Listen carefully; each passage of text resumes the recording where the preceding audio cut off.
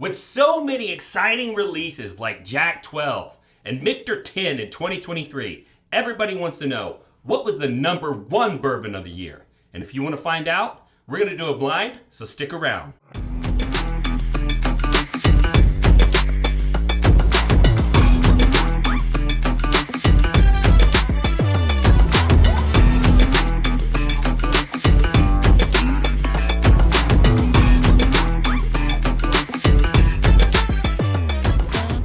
All right, before we get started, I have to thank the Patreon members, and we have a special guest, Ian. Hello. Hello, and Ian is here because you are a Patreon member. And as a top tier Patreon member, you do get to appear in at least one video per year, and he cashed in his coin for that today.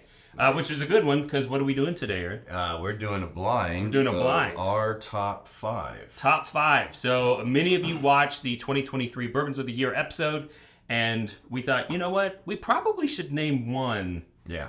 That's like the supreme ruler. Sure. So how are we going to do this? We're going to taste some blind? So, yeah, we're tasting blind, and then we're going to assign a 100-point scale. Each of us are going to give our rating, and then we're going to average that out, and then we're going to rank them based on that. And I know that we've done a review, I think, on at least 3 of these. I don't think there's a Jack 12 or a Michter 10 out there. I did one without you. Okay. Yeah. All right. And so our scores may vary based on the review. We're going to call that palate variance. Yeah, exactly. Your palate's different every day. And so if we score one of these blind different than what we scored it in the actual review video, you're just going to have to give us a pass because that's what happens. Get over it. Yeah. All right. So we've got Michter 10-year bourbon. We have 13th Colony Double Oak. We've got Elijah Craig Barrel Proof C923, Russell's Reserve Camp Nelson Single Rickhouse F, and Jack Daniel's 12-year. So that's what we got in these glasses. I love it. So Ian, what we're going to do is we are going to smell and taste these glasses up. You are going to rank them 1 through 5, and you're going to have a score in your head on a 100-point score. And then when we get done, we'll do the reveal. We'll write down our scores, we'll average them, and we are going to figure out what the #1 bourbon of the year is. Okay? That's great. All right. Let's go. All right. Everybody got your... Everybody good? Everyone's good? Yeah, I'm good. Everyone's rankings are good? That's Okay. right. So in the break, we took everybody's scores down for each one of the bottles.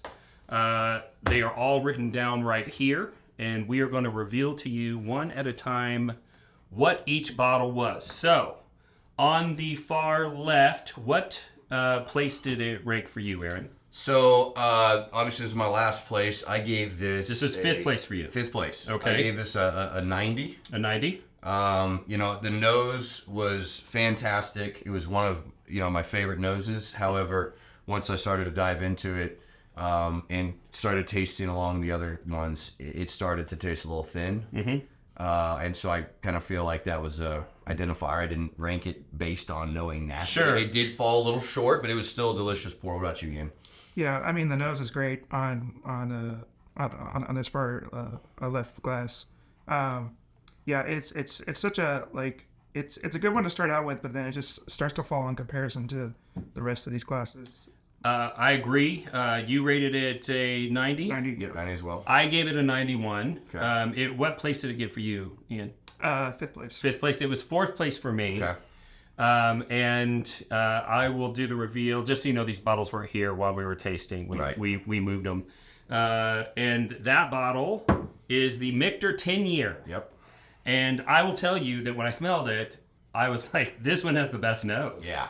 Isn't that crazy? Yeah. I thought it had the best nose of anything on the It's table. so good.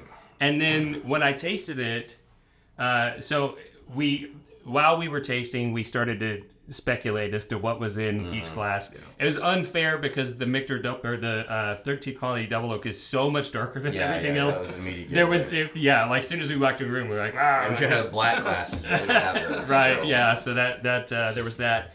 But the total score for the Michter was 271, and that put it in 5th place. And again, to be fair, again, these are all Best nose? Are these all cast? No, they're not all cast strength. I think the Jack is like 107. The Jack's 107. But yeah. to be fair, this on its own, unbelievable. It's Just when you start to put it up against the 115, 120, 130. It's exactly what happens to Blanton's. Yeah. Because people go out and they struggle to find it, and then they try it next to their cast strength premiums, and they're like, what is this? This is, Although I think it's crap either way. But No, well, I don't. I love Blanton's. And I'll tell all of y'all out there, if you put Blanton's in your mouth and you think it tastes bad, it's fine. It just means it doesn't taste bad. It just means you don't like bourbon. That's all it means. I would never ask for it. If I saw it on the shelf, I'd buy it. Anyways, that's not the point of this video.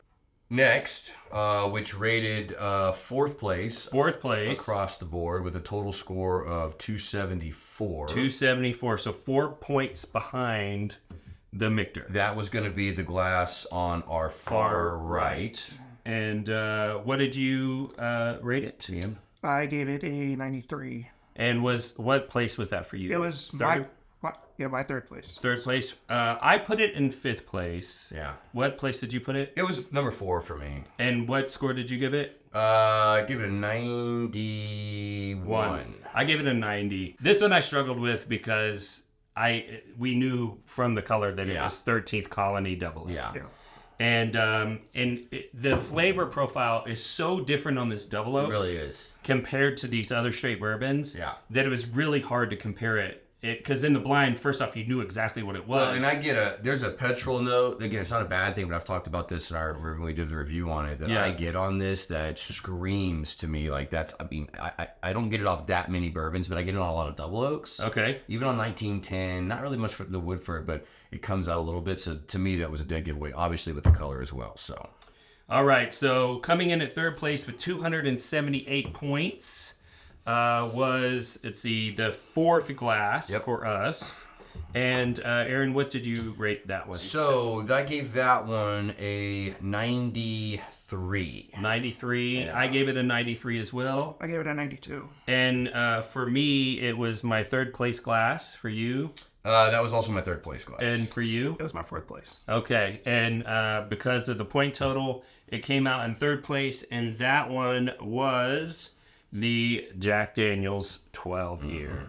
And I feel like that one you could also tell was slightly lower in proof. This one I don't get a ton of that classic Jack Daniel's. Yeah. You know what I mean? It was a lot harder for me to, and I think when I was going through, I was like, oh, this is that. And I definitely didn't pick that right, I don't think. I thought this was Camp Nelson F. I told you I thought it was the Jack Daniels because I got the nuttiness the first time I tasted it, and you were like, I think that's Camp Nelson. Yeah, because I get a little bit of that on Russell sometimes. Yeah, so. Exactly. And then you had me confused for a second, but I went back and tasted it, and I could taste that it wasn't as high proof. Yep. And I started, I think it was a Power Persuasion, but I started to kind of get a little bit of similarity between 1 and 4. Right. So the Brown Foreman characteristic. And so that, kind of led me to believe, okay, this is actually not. Aaron is 100% convinced that Michter is Brown Foreman. Yeah. What are you going to say, Ian? Yeah, there's a lot of days I get cherry on Jack 12. Yeah, absolutely. Yeah. Which is interesting because I've never tasted cherry on any Jack Daniels. No. But this one is just so different. Yeah. All right, so for 2nd place, we had what was in our 3rd glass. Yep. You rated it 2.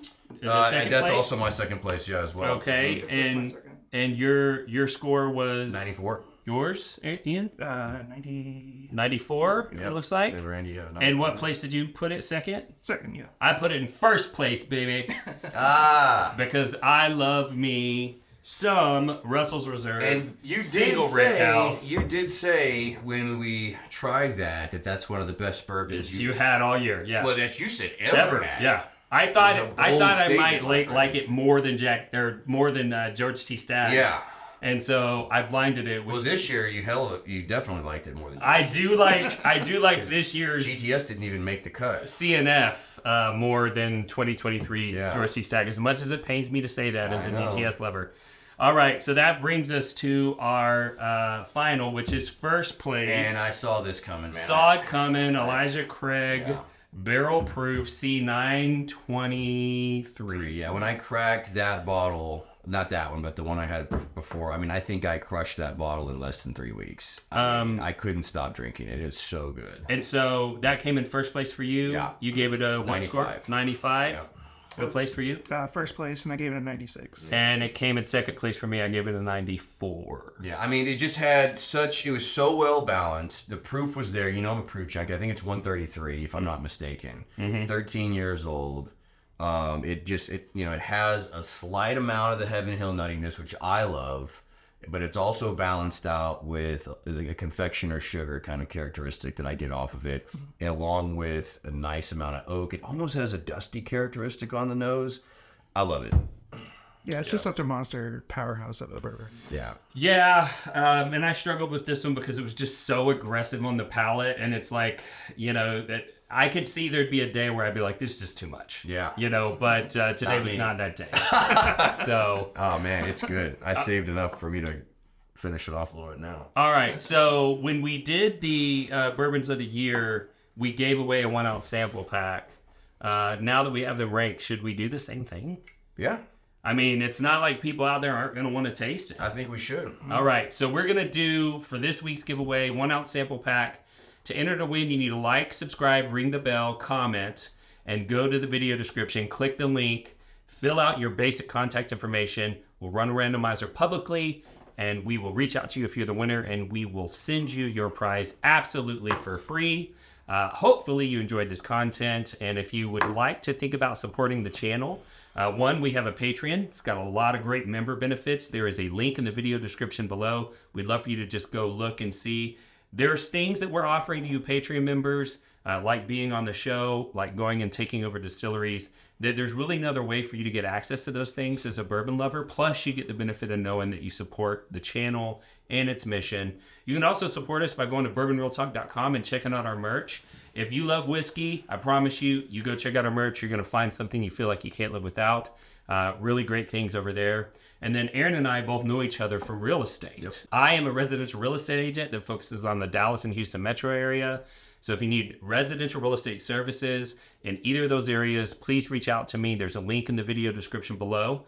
And Aaron, you are my lender. Yep. I'm a mortgage broker. So if you're shopping for a new home or, probably not ready to refi yet. But anyways, if you're looking for a lender and you need to shop, I think my link is down below. So feel free to fill that out, or I'm sure you can get in contact or send a message down below, and we can link up and I can help you out. Sounds good. Well, if this is your first time tuning into the channel, we'd love to let you know a little bit about our show philosophy. We are all about bringing people together around bourbon. And that is something that became a personal mission of mine because I lost my younger brother to suicide in 2014. And in the aftermath, as survivors do, I was trying to figure out what happened and what could have been done differently. And as I talked to a lot of his friends, I realized that my brother had started to lose a lot of his social connections. And I was getting more involved in whiskey, and I saw whiskey creating social connections at a very rapid clip. And it made me think that maybe if I could get you connected to whiskey, the whiskey did the rest of the job and get you connected to others so that you didn't have to feel alone the way that my brother did. And so that's part of the reason why we started the channel. It's part of the reason why we started Bourbon Real Talk Community, which is a troll-free environment where you can go and connect with other whiskey lovers. And we knew that we needed to create our own troll-free environment because there is a lot of hate out there in the whiskey world online. And those haters taught us something else that's very important. And that is, if they can hate you online, we can love you online.